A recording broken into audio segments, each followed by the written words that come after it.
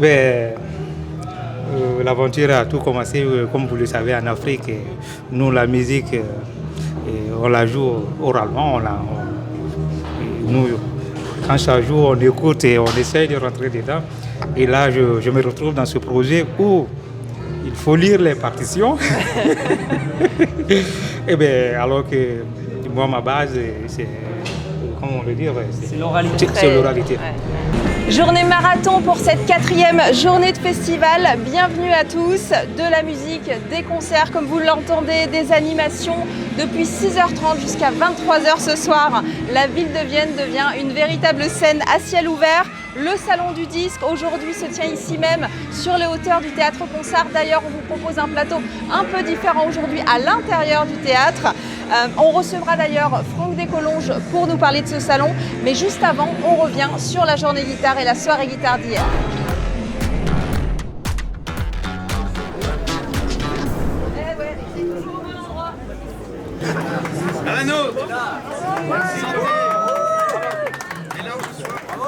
C'est là que tout se joue. Nous allons tirer les derniers gagnants.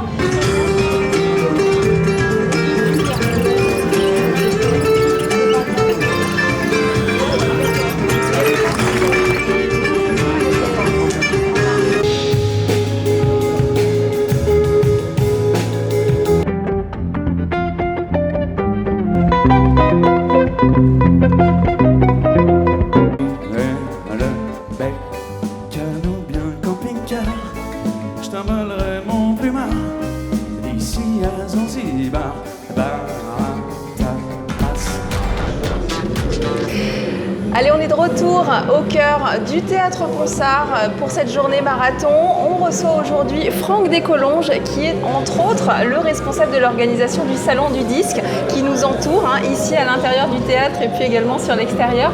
Bonjour Franck et merci d'être avec nous. Bonjour et merci de nous accueillir et c'est vrai qu'il y a des vinyles un peu partout autour de nous mais aussi des CD. C'est un salon du disque, vinyle et des CD qui n'ont pas disparu encore. Bon, c'est de circonstance, on va dire, le disque en ce moment. Exactement, ouais, là c'est... Et d'ailleurs, il y a du jazz, mais pas seulement. Il y a tous les styles de musique qui sont représentés dans les bacs. Alors, est-ce que vous pouvez nous expliquer un petit peu votre rôle et le cœur même de ce salon du disque ? Alors, historiquement, le premier dimanche du festival, il y a toujours eu une convention du disque et on l'a repris il y a 3 ans, après le Covid.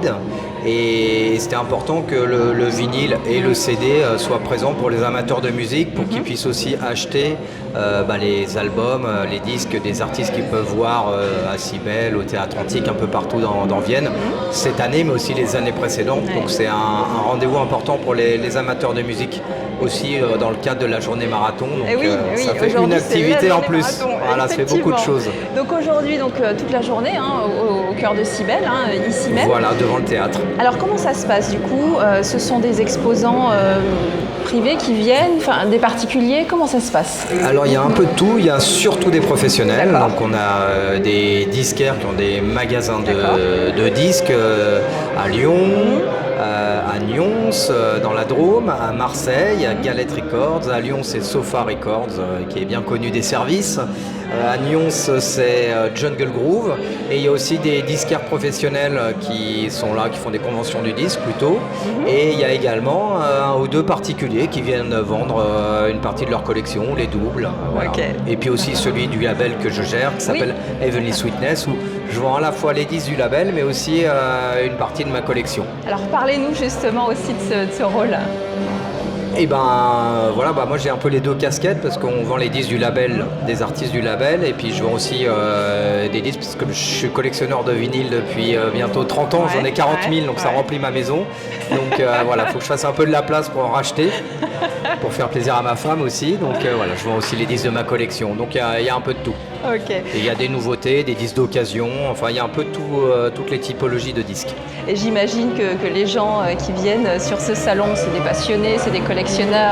Alors il y a de tout, c'est assez marrant, il y a une super ambiance, c'est-à-dire qu'on a à la fois les collectionneurs de disques qui sont là tôt le matin parce qu'ils veulent faire les bacs en premier pour faire des bonnes affaires ou trouver des disques qu'ils cherchent depuis longtemps. Et puis il y a aussi des gens qui se baladent, qui savaient qu'il y avait ça dans le cadre de la journée marathon.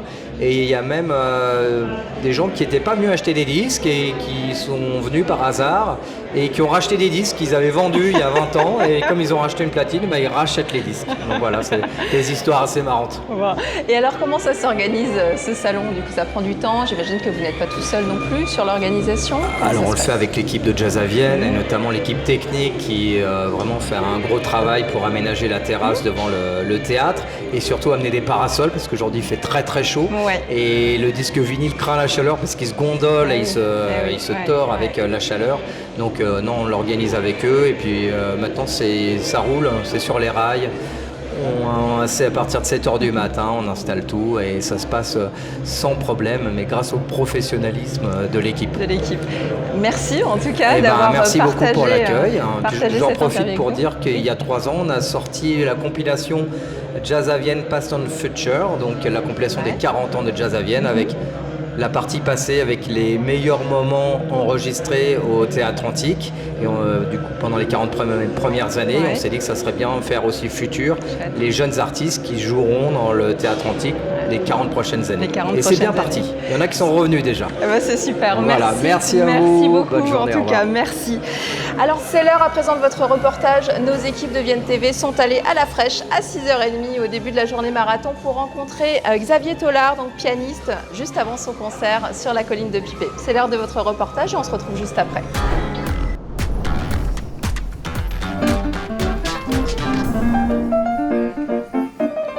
Donc là, je suis venu ici pour jouer pour le concert du lever du soleil, donc dans ce cadre magnifique, avec un piano dans des conditions 100% acoustiques en plus, donc c'est vrai que c'est assez unique en fait. Bon, je ne sais pas tous les jours que je fais un concert aussitôt, je vous avoue, mais non, c'est quand même incroyable. Puis le public est vraiment très très attentif. Je pense que le fait aussi qu'il n'y ait pas forcément autant de sonorisation, ça permet de faire vraiment un concert intime. Enfin, c'était super. Enfin, moi, j'espère que le public aussi, mais en tout cas, moi, j'ai passé un bon moment.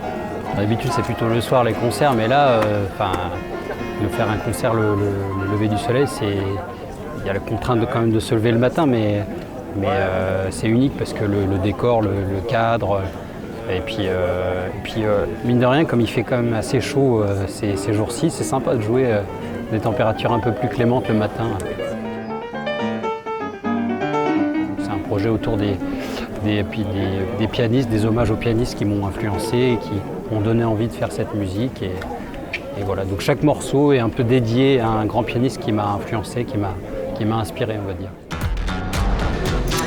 Allez, de retour sur le plateau, toujours au cœur de cette journée marathon qui bat son plein, vraiment au cœur du festival. C'est toute la ville aujourd'hui qui devient une scène ouverte et nous avons le plaisir de recevoir le Blue Wooloo.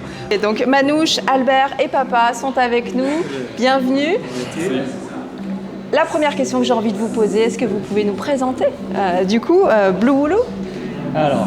Et comment est né surtout ce projet? Alors Blue Wooloo, en fait, c'est né un petit peu de la rencontre avec Papa, qui est un griot burkinabé. Moi, ça faisait longtemps que je me disais qu'il y avait vraiment des liens avec, en gros, les musiques de la Nouvelle-Orléans et les musiques d'Afrique de l'Ouest, parce que tout ça, c'est une diaspora qui a donné la musique brésilienne, les Antilles, la Guyane, la Nouvelle-Orléans, etc. Donc beaucoup de liens avec le jazz, voilà. Et je voyais ces liens-là, il y a eu cette rencontre. Ça a été très très compliqué de le faire venir et en fait petit à petit a germé avec un autre ami qui s'appelle Rémi Gaudia, qui est un trompettiste de jazz que certains connaissent, et on a décidé de monter une fanfare avec comme fil conducteur toute cette diaspora d'Afrique de l'Ouest. Du coup, on se retrouve avec une tromboniste guyanaise, un tubiste brésilien. Moi, j'ai passé beaucoup de temps à la Nouvelle-Orléans. Et puis, je te laisserai dire, mais Albert, qui lui est né au Bénin, mais a fait surtout sa formation musicale au Sénégal. Enfin, voilà. Donc, et le concept, c'est que tout le monde apporte de la musique. Et après, il y a des arrangeurs et on crée un son comme ça en disant... On peut relier tout ça entre des gens qui font du jazz hyper arrangé voilà, et puis des musiques beaucoup plus traditionnelles. Et pour autant, en fait, il y a quand même un dénominateur commun et on y arrive. Et alors, comment vous travaillez du coup entre vous? Alors tiens, je vais laisser le crachoir, mais je pense que Papa, je serais intéressant de voir Papa comment il dit comment on travaille ensemble.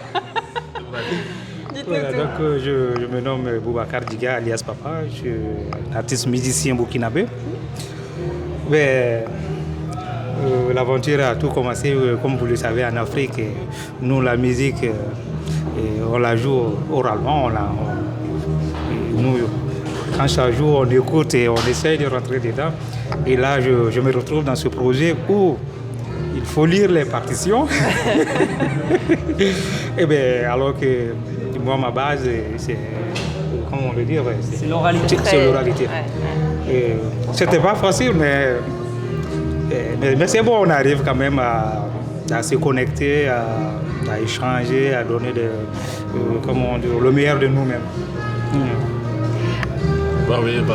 Je vais juste compléter ce qu'il dit. C'est en fait, étant donné que la musique, c'est un langage qui n'a pas de frontières, et donc on essaie, disons, de se comprendre et mutuellement. Et puis voilà, Bouloulou, c'est ça, c'est juste voilà, une route qui n'a pas de frontières. Voilà, on se suit et ça vibe quoi. C'est un beau message en tout cas. Ouais. Et donc là, vous sortez tout juste de la scène de Cybèle. Alors vous avez dû avoir chaud sur la scène de Cybèle. On a eu très très chaud. Je disais avant l'interview, le pantalon était mouillé, quoi. C'est dire. Il fait une chaleur. Il fait très très chaud. Ouais. Très, très chaud. Et alors du coup, vous étiez sur la scène de Cybèle. Qu'est-ce que vous avez envie de transmettre à chaque représentation à votre public? C'est un peu moi et Rémi qui avons réuni tous ces gens. Et en fait, la manière dont ça a été fait, c'est quand même beaucoup des gens qu'on admire. Après, ils veulent venir, ils veulent pas venir, mais voilà. Donc là, on a beaucoup de chance. On a envie de partager, de dire « J'ai rencontré Albert, écoute !» Voilà, donc il y a ça. Et puis, il y a le fait de dire moi, j'ai découvert sur le tard, j'ai beaucoup vécu aux États-Unis, donc plutôt les musiques noires américaines. Et puis, petit à petit, plus les musiques africaines. Et du coup, j'ai envie de dire « Mais écoutez, voilà. » Donc, l'instrument que joue Papa est vraiment particulier, c'est un ngoni. Ouais. C'est un petit luth mandingue qu'il fabrique d'ailleurs. J'ai découvert ça il y a des années sur la scène de Jazz à Vienne avec Chet Tidiane, que j'étais gamin. Ouais. Et c'est des instruments extraordinaires que nous on voit pas. Donc par exemple, il y a ça aussi, faire découvrir d'autres choses, parce qu'en fait il va y avoir toujours des choses auxquelles on peut se raccrocher pour les Occidentaux. Donc c'est bon, on n'est pas perdu. Mais après, regarde ce qu'il vient de faire, ça par contre tu connais pas. Voilà. Faire voyager sans frontières toujours. Je sais pas si la réponse vous convient. Ben oui, la réponse, ça va, hein, ça va. Déjà, il y a pas mal de soleil et de chaleur, donc on essaie, disons, de communier un peu, de se communier en chaleur, en vibes, en soleil, quoi. Et c'est super chouette. Super. Une actualité à partager? Alors oui, là où je remercie vraiment Guillaume Anger, le programmateur de Jazz à Vienne, parce que ce projet il existe parce que dans l'été là on va faire 9 concerts basés sur la fête qu'on avait fait ce qu'on appelle un EPK, c'est-à-dire qu'on avait fait une vidéo pour dire voilà ce qu'on va faire, en filmant un peu les interviews comme ça, des bouts de répétition, mais le spectacle n'existait pas. Et donc il y a des personnes qui ont dit on fait confiance, c'est Manouche, il s'est en tiré de telle et telle personne, on achète le spectacle. Et c'est ce qu'a fait Guillaume Anger. Bien. Voilà. Merci beaucoup. À tous les trois. Alors avant de se quitter, on vous rappelle le programme de ce soir, mais c'est qu'il n'y a pas de concert au Théâtre Antique. Par contre, ça reprend dès demain. On vous rappelle chaque soir aussi et chaque jour même votre jeu concours pour tenter de gagner 2 places de concert. Pour ça, rien de plus simple. Vous nous suivez sur les réseaux sociaux, vous likez, vous partagez et vous multipliez vos chances de gagner. Quant à nous, on vous souhaite une belle soirée et on vous dit à demain, même heure, même lieu, même chaleur.